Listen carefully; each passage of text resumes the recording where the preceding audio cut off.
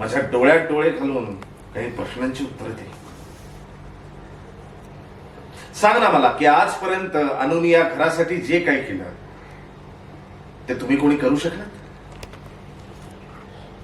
सांग मला आजपर्यंत अनुनी कधी कुठल्याही गोष्टीला, सांग मला आजपर्यंत अनुनी कधी कुठल्या तक्रारीला वाव दिला?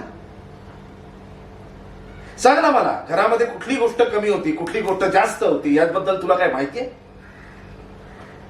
मुलांचे आजारपण असू दे, मुलांची शाळा असू दे, घरातल्या गोष्टी असू दे, तुझ्या आईचं करणं असू दे, लोक तुझ्याबद्दल काय बोलतात हे मागणं असू दे, लोक तुझ्याबद्दल काय बोलतात हे विचारणं असू दे, प्रत्येक गोष्टीमध्ये जी बाई तुझी बाजू घेत आली तिच्या बाबतीत तू हे केलंस.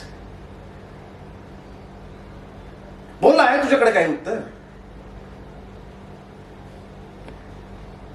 अरे तू फक्त मुलांचे हट्ट पुरवलेस अविनाश, त्या पलीकडे तू काही नाही केलंयस बाप म्हणून, पण त्या बाईनी सगळं केलं आणि हे तुला पटतंय.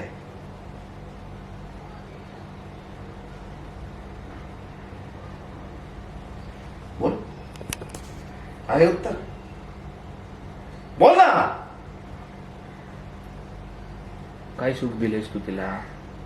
तू काय सुख दिलेस तिला सांग ना प्लीज, मलाही ऐकायचंय. कारण तुझ्या आणि माझ्यामध्ये तर कुठलीच गोष्ट लपली नाही रे. मला तरी कळू दे असं कुठलं सुख दिलंच जे मलाच माहित नाहीये. बघितलं, तो म्हणाला ती सुखी आहे, आनंदी आहे ती. मागे आला तो, म्हणूनच इतकी वर्ष एकदम इथे टिकून आहे.